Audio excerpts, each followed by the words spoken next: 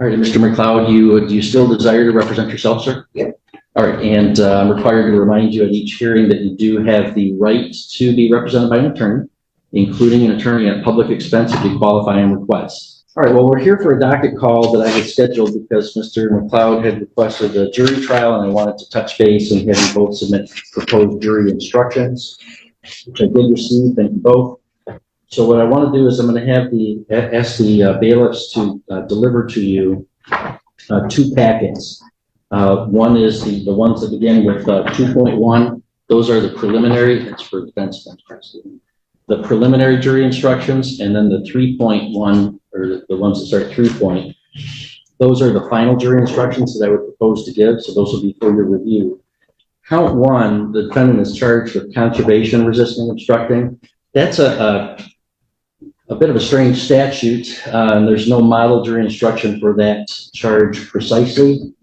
The prosecutor based it on 13.2, which I think is correct, although I did amend the prosecutor's requested charge to add some language from 13.1 that is also a correct statement of the law, particularly the statement that the defendant must have actually resisted by what he said or did, but physical violence is not necessary. And then also, because, Mr. McLeod, you've raised a lot of legal challenges in this case that I have denied. Typically, challenges on the law are for the court to decide and not the jury. And you wouldn't be able to present those arguments to the jury. However, because you're charged with resisting and obstructing the concentration officer, the lawfulness of the officer's actions is indeed an element of the offense. So I am required by law to instruct the jury on the framework that they need to decide that in. So I've included some language for that the prosecutor did not request. Obstruct includes the use or threatened use of physical interference or force, or a knowing failure to comply with a lawful command. The defendant must have actually resisted by what he said or did, but physical violence is not necessary. The defendant is a member of a Native American tribe that is a party to a federal court consent decree that binds the state of Michigan and its law enforcement officers. Under the terms of that consent decree, tribal members operating boats or other vessels who are engaged in the exercise of a treaty-related hunting, trapping, fishing, or gathering activity shall not be subject to state vessel registration requirements, provided that the tribal member satisfies tribal license requirements for the activity in question, is in compliance with the applicable tribal hunting, trapping, or fishing season limitations and tribal law adopted pursuant to the decree, and possesses evidence of being currently engaged in hunting, trapping, fishing, or gathering, such as fish, game, or common items related to hunting, trapping, fishing, or gathering, such as fishing rods, tip-ups, firearms, traps, or nets. Fourth, that the defendant's actions were intended by the defendant, that is not accidental. So in instructing the jury on the framework for which they should consider whether the officer's actions were lawful, I'm including in that instruction black letter law on reasonable suspicion and probable cause for a stop and rest, and I've included the direct quote from the consent decree that I believe is the provision that you've been arguing, Mr. McLeod. Mr. Juliet, do the people have any objection to that instruction? No, Your Honor. Mr. McLeod, do you have any objections to that instruction to the jury for the trial? And then in count 2 is the operating a motorboat while intoxicated. My model instruction is not that was requested by the prosecutor. I model it on the OWI vehicle as did the prosecutor. However, the charging document in this case, the information, there's 2 ways to charge someone with operating while intoxicated. One is an under the influence theory, and one is a over the limit theory. The information in this case did not include the over the limit theory. It included only the under the influence theory. The test is whether, because of drinking alcohol, the defendant's mental or physical condition was significantly affected and the defendant was no longer able to operate a motorboat in a normal manner. Mr. Juliet, do the people have any objection to that instruction? No, Your Honor. Mr. Batal, do you have any objection to that? I'd like to include visibly impaired in that, like the law says. You'd like to include visibly impaired as a lesser included offense? No, I'd like the language to include that, like the law states, that I have to be visibly impaired while operating. Well, visibly impaired, operating while visibly impaired is a lesser offense than operating while intoxicated. But the statute under the conservation section 8 says is sold in case to a vessel that is being operated while visibly impaired. It's written. Yes, subsection 3, a person shall not operate a motorboat on the waters of the state when due to the consumption of alcoholic liquor or a controlled substance or both, the person's ability to operate is visibly impaired. Ability to operate is very correct. Correct. And then I'd like to include number 8 from that same. Oh, the definition of operate as used in this section, operate means to be in control of a vessel propelled wholly or in part by machinery while the vessel is underway and is not docked at anchor, idle, or otherwise secured. Correct. All right. I will include the definition of operate under subsection 8 under the second element where it says second that the defendant operated a motorboat in the waters of the state. Operate means, and then I'll give the statutory instruction. But Mr. McLeod, the operating while visibly impaired is a lesser offense. So I can instruct the jury if you request, and I can change the verdict form to this effect too. It says that they can consider whether you're guilty of the operating while intoxicated, or they can consider the lesser offense of operating while visibly impaired. The operating while intoxicated is a higher burden to prove. The language under the influence of alcohol legally is a higher burden than the visibly impaired. So sometimes defendants want the lesser included as an option. Other times they don't because they don't think that the higher burden would be met. But so what I would not do, I would deny your request to combine them into one instruction. But if you want the visibly impaired given, that's a lesser offense. And I'll let you think on that. We're going to come back for another docket call in July. If you request a lesser included, we'll do that. A couple other things for jury selection with Mr. McLeod representing himself. I think the law does allow the court to conduct a voir dire, and I'm going to go ahead and do that. So I'm signing an order today that on my own motion, I will examine the prospective jurors during jury selection and not allow direct questioning from either the prosecution or the defense. I object to that. Noted and overruled. But I'm giving both sides, as required by the court rules, an opportunity to submit written questions. So you have to submit written questions to me not later than Tuesday, July 2nd, so I can review them. And we're going to come back for a docket call on July 9th at 9:30 a.m.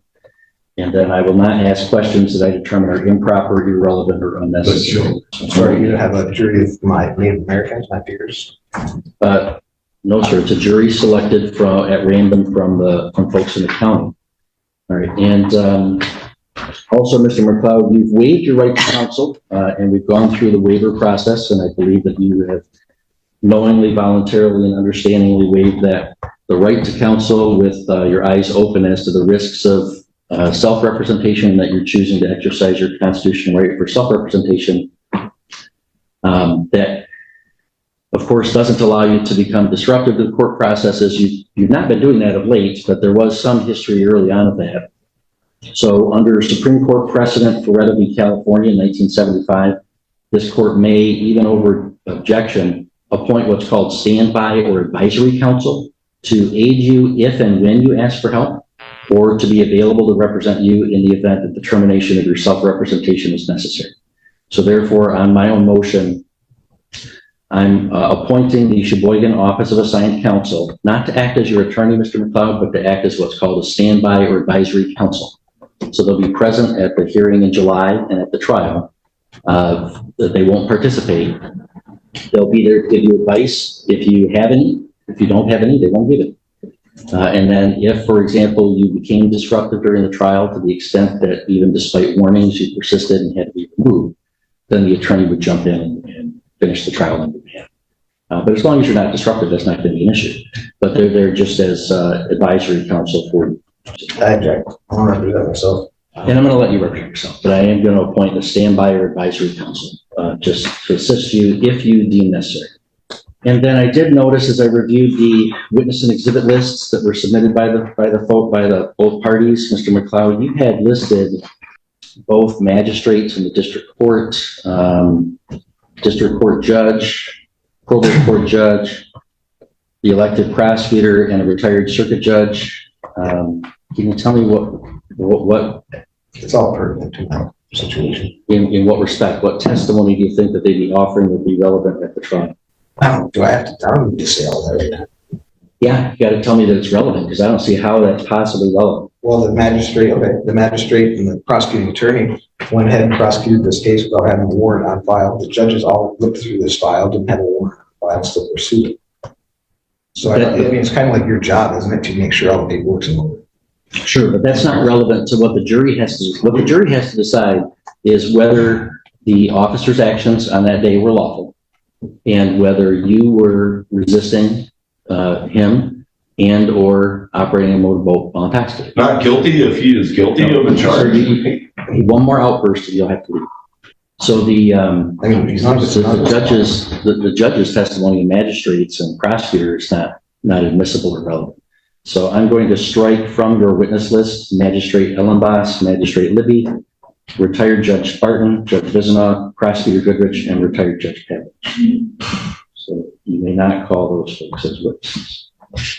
Both have until July 2nd to file witness and exhibit lists, to file requested questions that I would ask the jury during jury selection to achieve a fair and impartial jury. We're not going to get a fair and impartial jury because they're not going to be Native Americans. It's the whole situation. Well, that doesn't, if somebody's African American, we don't seat an entirely African American jury. If somebody's Asian American, we don't seat an entirely Asian It's American not jury. not yours. It's not. Well, sure. The argument that I'm fighting is based on the treaty rights. That's the whole thing about it. Yeah, in fact, it would violate the Constitution if I tried to seat a jury of only Native Americans and excluded people based on their race. So I will decline your invitation to engage in racial discrimination in a jury selection. So you have until July 2nd to submit written questions, and we'll come back for a hearing on July 9th at 9:30 so I can tell you which of those questions I'm asking or not asking. I'm granting Mr. McLeod's request to add the definition of operating, and we'll give him until the 9th to decide if he wants the lesser included or impaired instructor. And we are still scheduled for jury selection August 8 and 9. All right, anything further for today from the people? Just briefly, Your Honor, while we're on the record, Mr. McLeod and I have been undergoing continued plea discussions. I know in the past with some cases we've done a plea to a felony with a very short term of a delay with a dismissal at the end. Is this the type of case the court might consider something like that on? Yeah, I mean, from what I've learned about the case in the pretrial motions, although your legal arguments have been unavailing, Mr. McLeod, I don't think your underlying conduct in this case was all that egregious. And so, I mean, I'm not looking to lock you up, even if you're convicted after the trial. So whatever negotiated outcome you guys could come up with, I would have no problem with. I don't think your behavior was extreme. Can I motion for summary judgment? What's that? Can I motion for summary judgment? Well, no, I mean, you already did. There has to be like legal grounds to dismiss, which I've denied, or that there's not enough evidence of probable cause to go forward, which I've denied. There is probable cause to go forward to a jury. So I can't decide it instead of the jury. I mean, you could waive your right to a jury and have a trial in front of me, but both sides would have to agree to that. Or if you wanted to enter a plea of guilty or no contest, the charges or some lesser charges as the prosecutor and you sort out, you can do that as well. Well, right now what he's proposing is a disturbing the peace with no probation, no jail, and a week delayed sentence to get it off the record. I would like to add to it, no fines, no cost, because I already paid to drug testing and all that stuff for the first 4 months. And I'd like to also add to it that the week delayed the time served because of the time spent on drug testing. All right, well, and if you guys come up with a negotiated outcome, then there are things that you both can agree to, and then there's things that you can leave if you're not agreeing to them, that you both can argue to me, and then I can decide, Well, that's where we're at right now. Let's do it right now. All right, so I think what we'll do then, just because I'll indicate that the July 9th hearing will be a plea cutoff as well. So if there is any kind of... Well, I guess what I'm wondering is if I take this plea and something. Well, I haven't heard clearly what the plea would be.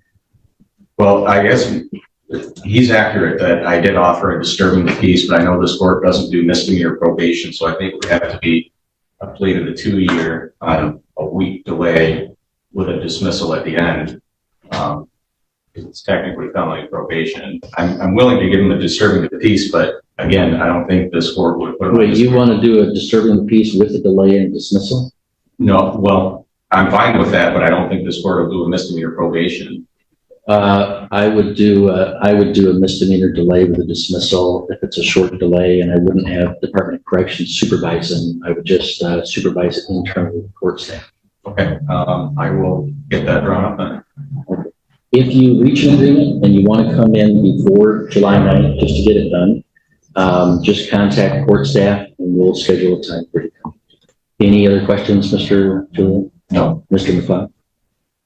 Okay, all right, we'll be in recess. All right, good morning. We're on the record in the 53rd Circuit Court for the County of Sheboygan, and we are providing public access both in the courtroom and also online. Our first case this morning on this morning's docket is People versus Trevor McLeod, file 23-6748FH. Counsel, you want to state your appearances, please? Anthony Juliet, on behalf of People. And Mr. Wargo, you want to come on up? You've been appointed as standby counsel in this case. Your Honor, my apologies. I'm not familiar with the standby counsel process, and I just found out about this morning. Well, all right, that's not my issue. We appointed the Office of Assigned Counsel May 28th. According to this court's own motion, the Sheboygan Office of Assigned Counsel is hereby appointed to act as standby/advisory counsel for defendant and shall appear at all hearings scheduled in this case, including the docket call on July 9th at 9:30 a.m. and the jury selection and trial August 8th and 9th.